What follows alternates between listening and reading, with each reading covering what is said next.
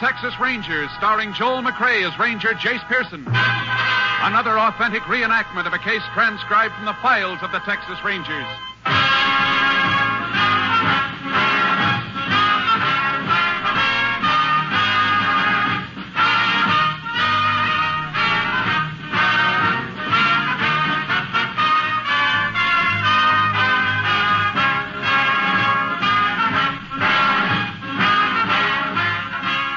Names, dates, and places in the following story are fictitious for obvious reasons.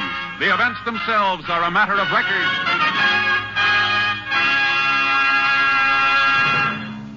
Every day, Monday through Friday, there's top entertainment all day long when you set your radio dial to NBC. Listen for Double or Nothing, and you'll hear one of radio's funniest quiz shows. Yes, Walter O'Keefe consistently comes up with great comedy entertainment Monday through Friday on Double or Nothing. Listen, and you'll agree. And then there's the program with a heart, Strike It Rich. The grand entertainment that Warren Hull brings you every day on Strike It Rich is just what the doctor ordered if you suffer from the housework blues. From Chicago, Tommy Bartlett brings you Welcome Travelers and interviews with the many interesting guests who each day pass through the Windy City. And for more fun, listen for Bob and Ray, those two zany comics. Then there's Music and Charm with Dave Garroway. So remember, every day, Monday through Friday, chase your blues away with the wonderful daytime programs on this station of the NBC Radio Network. And now, here's today's adventure with the tales of the Texas Rangers.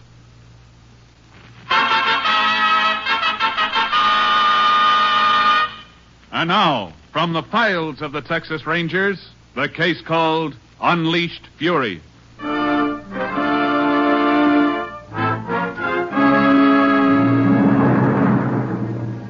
It is 3:30 a.m. during the night of April 25th, 1938. Near the town of Carnesville, Texas, Ralph Lang and his wife were asleep in the upstairs bedroom of their farmhouse.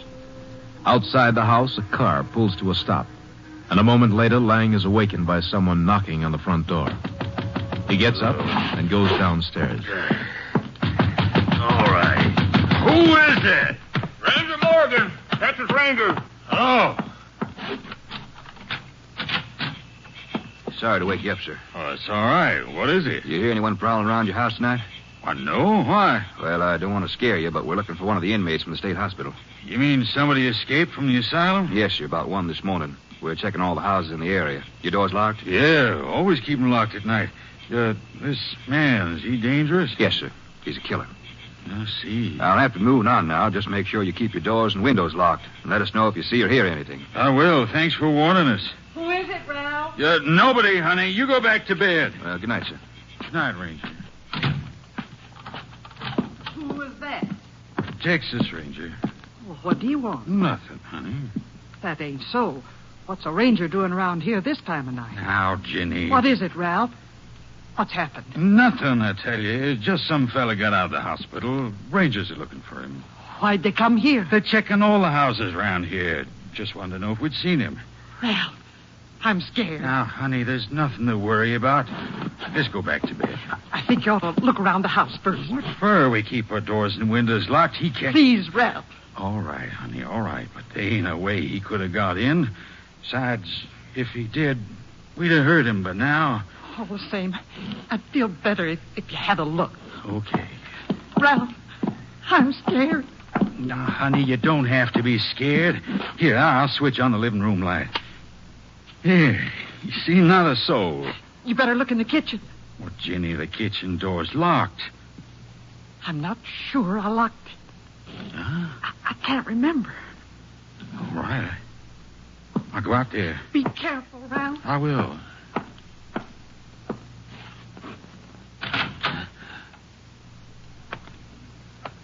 Nobody out here. See if the door's locked. Uh-huh.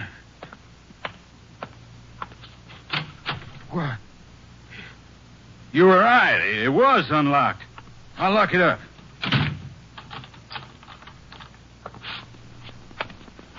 Now, I've looked. What do you say we go back upstairs and get some sleep? I'm still scared, Ralph. That Ginny, man... you gotta get hold of yourself. Now, there's nothing to be scared about. I'll just get this light and... Huh? Listen. I don't hear nothing. Upstairs. Ralph! Sounded like our bedroom door. Let me make sure. Don't leave me. No, honey. Come on. Yeah. It's closed. He's upstairs. He must have been hiding in the hall. We didn't know it. I better phone No, them. no, he'll hear you. Let's go. All right, come on. I can't get this blame lock.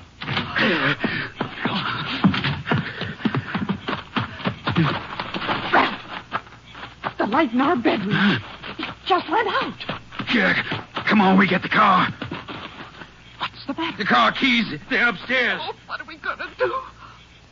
Ralph, the window. He's watching us. Come on, we gotta get out of here.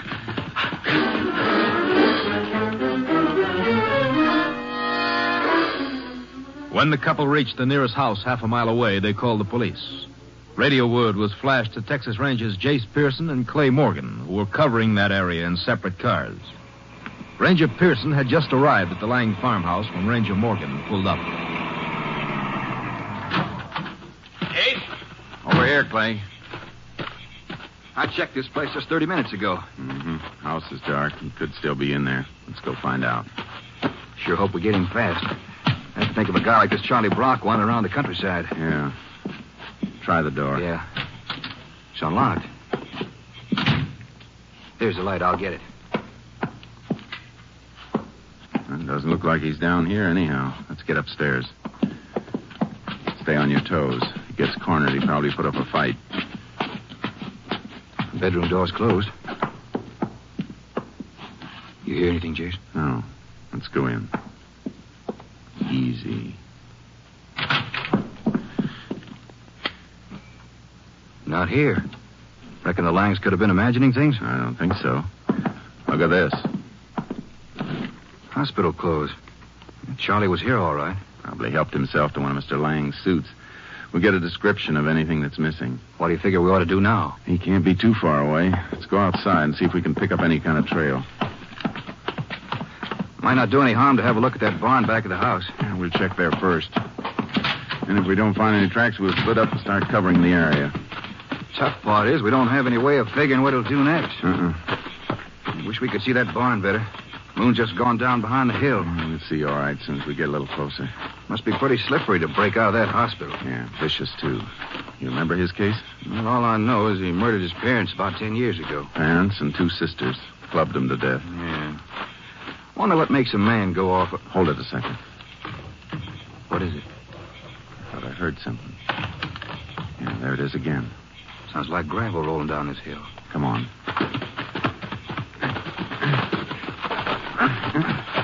Jason, there he is.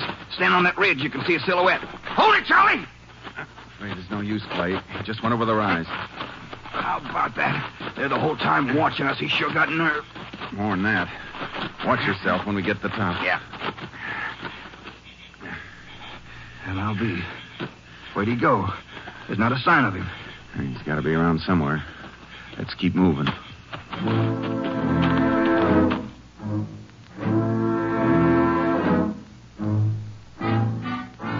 Charlie Brock's trail led through a stretch of brush and ended on the bank of a shallow creek. Clay went back for our horses, and we continued to scour the area.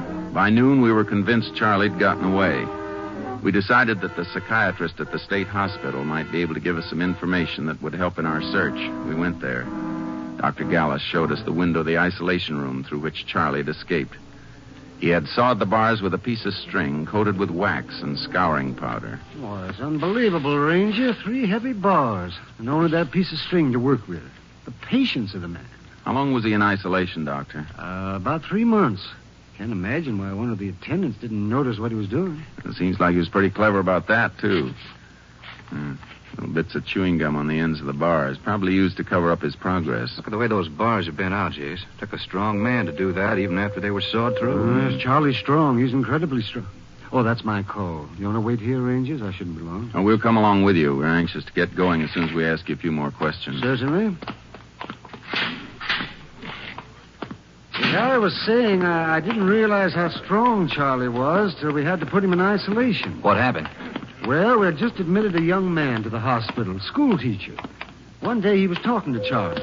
Now, something he said must have made Charlie angry. Did Charlie attack him? Yes, he did. It took 6 attendants to get Charlie under control. He almost killed the schoolteacher. Was that the first time you had trouble with him? Yes, he's always been very quiet, too quiet. We weren't able to do much with him in the way of therapy. What about his killing his parents and sisters? Were you ever able to figure out the reason for it? Yeah, it wasn't easy to get Charlie to talk, but we gathered they'd always made fun of him. He'd been taken out of school when he was 16 and still in the 4th grade. And his family didn't let him forget it. He was older than 16 when he killed them, wasn't he? Yes. Oh, just a second, Rangers. I have the key right here. Wasn't Charlie in his middle 20s when he came here? 24. Seems he ran away from home after he was taken out of school. He came back to Cedar Bluff. That's his hometown, 8 years ago. Well, after he'd been home only 2 months, well, you know the rest. Uh-huh. After you, Rangers. Excuse me while I see what the call desk wants. Dr. Gallus, do you want me? Oh, just a minute. Desk has a message for either one of you. I'll take it, Jace. Ranger Morgan. Yeah, hold on. I certainly hope you catch up with Charlie soon, Ranger. So do we. Hello? He's dangerous. He's extremely dangerous. And completely unpredictable. Where? There's no telling when he'll try to kill again. But you think he will try to kill? I wish I could say no. Sorry, but, Doctor. We better get going, Jace. Who was it? Town marshal's office over at Rockville. Somebody spotted Charlie Brock at a schoolyard there.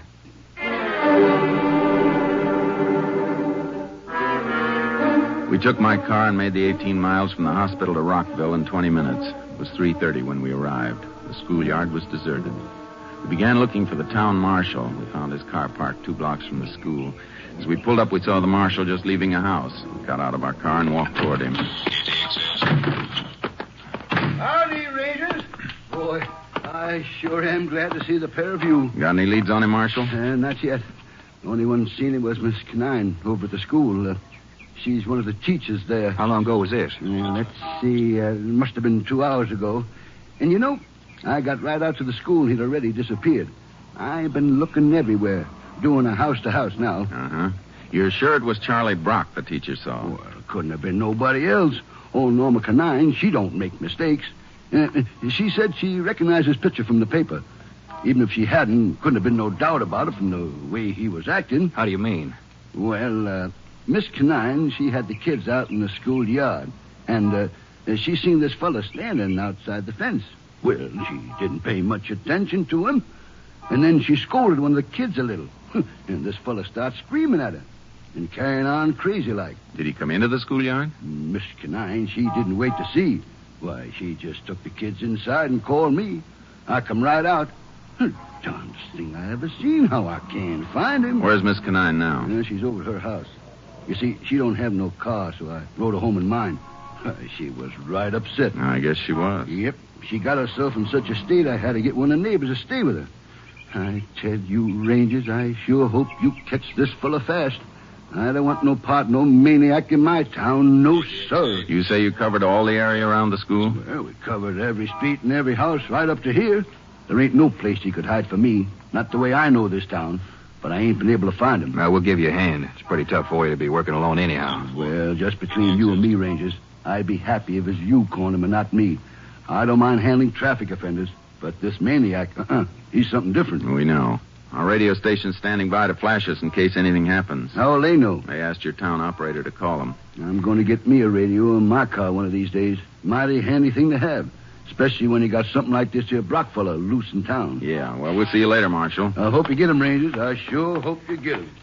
Figure he might still be around, Jace? I won't even try to guess. How close we were to him last night. He was watching us the whole time we were around the Lang farmhouse, and we didn't know it. Yeah, and that was the second time in an hour I could have had him if I'd have known. Well, I reckon the best thing to do is cover the outskirts of town. Maybe we'll be able to spot him somewhere along the... Unit 10 to KTXA. Go ahead, KTXA. Has Unit 10 arrived in town of Rockville? Unit 10 in Rockville. Go ahead. Investigate house at 573 Oak Street. Man has attempted to strangle a Miss Laura Stanwyck. The assailant believed to be Charles Brock.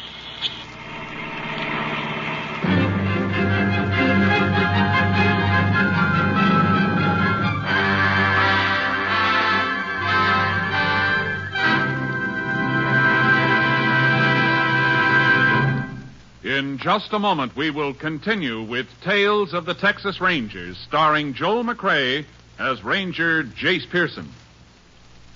You've seen it happen time and time again. Children playing, a ball rolls into the street, a child rushes after it, full in the path of a speeding automobile. Perhaps the driver stops in time. The chances are he can't. And another tragedy, another accident due to carelessness is chalked up to become a figure on next year's traffic accident statistical chart. Let's all keep this year's traffic accident rate as low as possible. Stay within the speed limit. Don't endanger your life by trying to get somewhere too quickly. Better late than never may be a tired old saying, but it's also good common sense. Be alert and careful every moment you're behind the wheel. Never drive after drinking. Stick to your side of the road and watch for warnings at grade crossings. Remember, it's your life that's at stake. You can't afford to be careless. A life you save may be your own. And now let's get back to Tales of the Texas Rangers and our story for this week.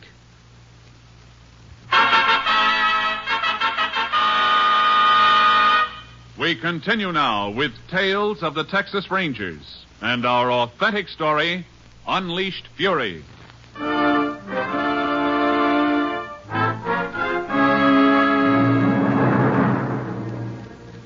We drove to the address indicated in the radio call. It was a small bungalow set a little apart from the rest of the houses on the street. When we arrived, a number of neighbors were already in the house and stood in little groups in the living room and kitchen.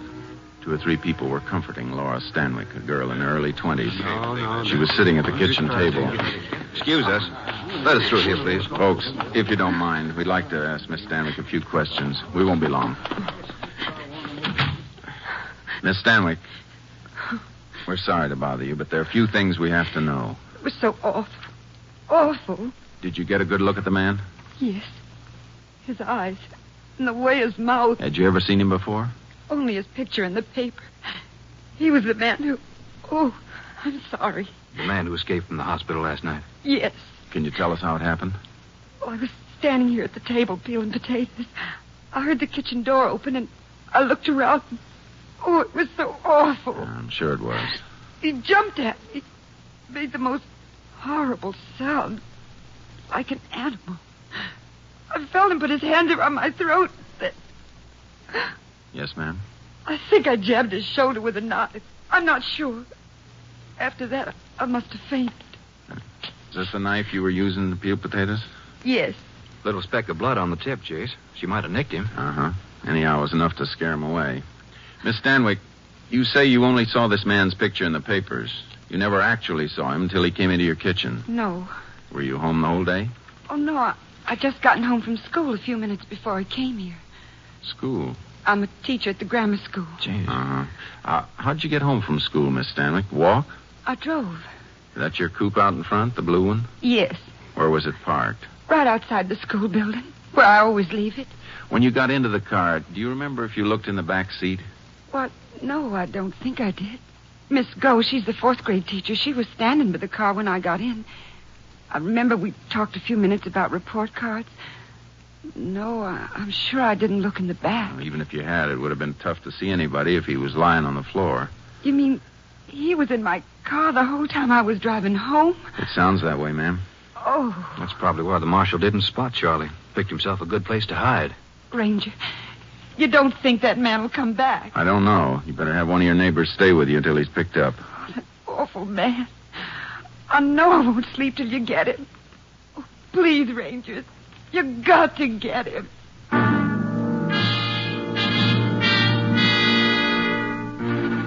We questioned the neighbors. Nobody'd seen Charlie Brock enter or leave the house. Working in cooperation with the marshal and a posse of townspeople, we covered every inch of the town. At 10 that evening, Clay and I went into a restaurant to get something to eat before continuing the search. Tired, Jace? Oh, not too much. I don't know. Beats me how these guys disappeared. Me too, unless he's hiding someplace we haven't thought of looking. Can't think of where that would be. We've hit just about every alley, cellar, and backyard in town. You want to hand me the salt and pepper? Here you are. Thanks. Like I said last night, you can always try to outguess an ordinary criminal. Figure out some kind of M.O. on him. But with this guy, you never know what he's going to do next. I've been thinking about that. Seems to me we do have something that looks like an M.O. You mean schools? Uh-huh. Remember, while he was in the hospital, he jumped a school teacher. And today, he was after 2 others. Yeah. Yeah, forms a pattern, all right, but why? That's something Dr. Gallus would have to say for sure, but it sounds like Charlie feels everything that's gone wrong for him started with school and teachers. Now, suppose it's true. Suppose he's going to hit another school. Where does that leave us? We can't cover every school in Texas. No, but there's one we can cover. One that could be a pretty likely choice for Charlie. Which one's that? Charlie's hometown, Cedar Bluff. It's only about 20 miles from here. Yeah, but how can we be sure? Well, we can't. But if you draw a straight line between the hospital and Cedar Bluff, what's it cut through? Well, let's see it. Hey, it does come right through here.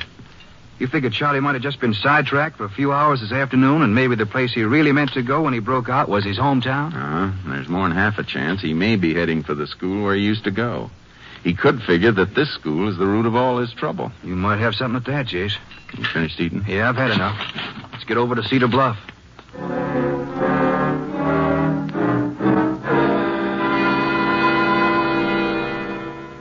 We arrived in Cedar Bluff a little before midnight and awakened the principal of the grammar school, a man named Dunn. He'd been one of Charlie Brock's teachers and twice the victim of Brock's violence. Mr. Dunn admitted that he'd been more than uneasy since reading of Charlie's escape. He also felt the strong possibility of Charlie showing up at the school. Following morning, Clay and I arrived at the school before it opened. By 8:30, the children began arriving. 15 minutes later, Mr. Dunn walked toward where we stood, just outside the school building. Good morning. Good morning, Rangers. Morning, Mr. Dunn. Well, you know, I've got to confess it. After you left me last night, I hardly slept a wink. I'm sorry if we bothered you, but we thought it was necessary. Well, of course it was. Good morning, Miss Hoffman. Morning. I kept thinking about Charlie Brock and the trouble he gave us when he went to school here. I expect he was a real problem, huh? Yes, he wasn't it so strange. In most ways, he was a completely backward boy. But sometimes, when it came to covering up something he'd done, he was actually brilliant. And we've seen some examples of his brilliance, like the way he broke out of the hospital. Well, once you've been close to him, you never forget him. He was like some vicious animal. I can still remember the way he looked. And that was over, 15 years ago. Uh-huh. And I certainly hope he doesn't show up here with all these children around. We'll be watching for him, Mr. Dunn, just in case. Mm-hmm. Don't you want to come into my office where you can make yourselves comfortable? Thanks, but we better stay in our car. There might be some radio calls. Besides, we'll have a better view of the school from there. Your car? I'm afraid I don't see it. Oh, behind those trees, Mr. Dunn. We got out of the way, especially for Charlie's benefit. Oh, yes. And call us if you want us. Well, thank you, but I hope I don't have to. We'll see you later, Mr. Dunn. Come on, Clay. Yeah. That Mr. Dunn reminds me of a teacher I had when I was going to school in Wichita Falls. Mm-hmm. Hey, you hear that, Jace? Remember how there were days when you'd hear that bell while you're still 2 blocks away from school? Yeah. You started worrying because you were late and there was nothing you could do about it. Yeah, except start thinking of a good excuse. I wonder what goes on in Charlie Brock's mind when he hears a school bell ring. Yeah, probably thinks it's the end of the world. Could be you're not far wrong. Well, we better get in and settle down. We're liable to be here all day.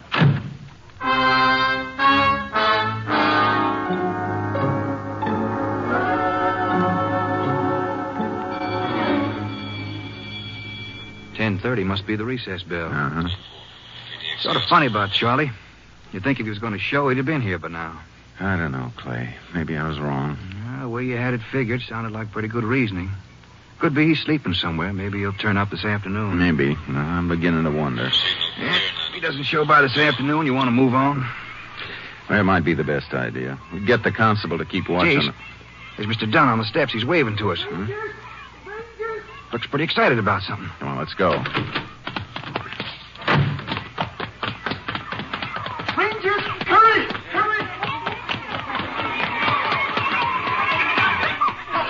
He's in there. He's inside the building. Where? He tried to kill Miss Hoffman. Oh, it was awful, the way he looked. Where'd he go? Upstairs, I think. Come on, Clay. Right. Must be up this way. He didn't come in while we were here. Must have broken into school last night and slept here. Yeah, try that first classroom. I'll get the other one. Right. Nobody in here. Well, this one's empty, too. Might as well work our way down the hall. We gotta get... Wait a minute. The room over there. Thought I just saw the door ease shut. If he is in there, try not to make any sudden moves. Just keep talking while we work toward him. Yeah. Yes. In the corner. Uh-huh. All right, Charlie. Come on now, boy. Easy now, Charlie. Nobody's going to hurt you. You just come along with us. He's going for that flower pot. No, Charlie. Put it down. Put it down, Charlie. Watch it, Jake! Come on, Charlie. You're going with us now. Easy, Charlie. Grab him! Got you! Got you! Come on, Charlie. Can you hold him for just a minute? There! Now, let's go, Charlie. Everything's going to be all right now. That's a boy now. Easy does it. Down this way, Charlie. Everything all right, Ranger? Mr. Dunn, I think you better get back in one of the classrooms till we get Charlie downstairs. Surely, Ranger. Surely. All right, Charlie. All right, let's go. Let's go. Let's go. You'll be all right, Charlie. I don't belong in there. They do. They do. They do. They do. Come on, boy.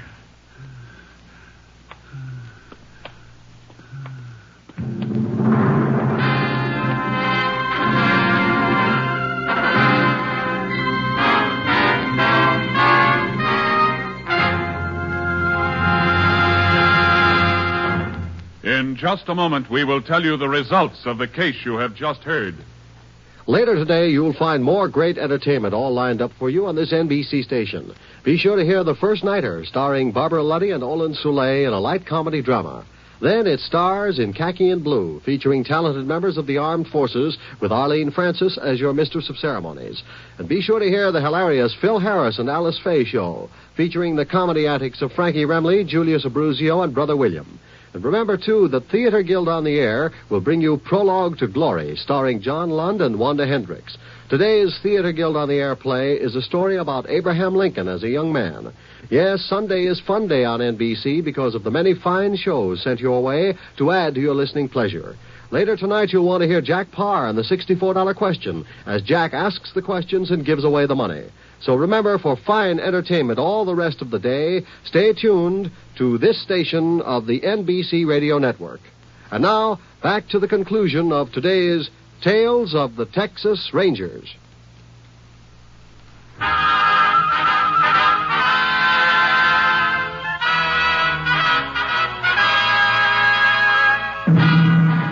And now, here are the results of the case you have just heard. Charlie Brock was returned to the hospital where he was placed in a special isolation room. Despite continued efforts at therapy by the psychiatrist, Brock's condition grew steadily worse. On November 10th, 1940, Charlie Brock died quietly in his sleep. Next week, Joel McCrea in another authentic reenactment of a case from the files of the Texas Rangers.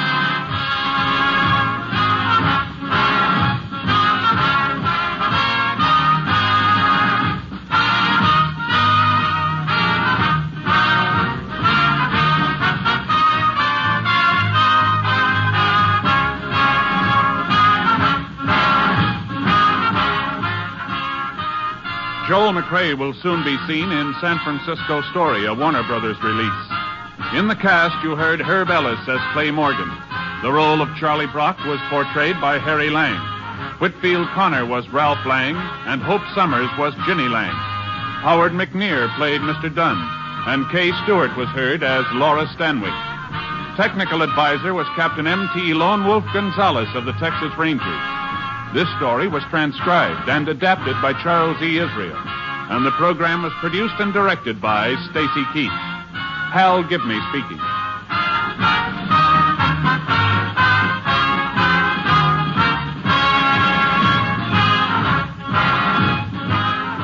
Next, it's The Chase on NBC.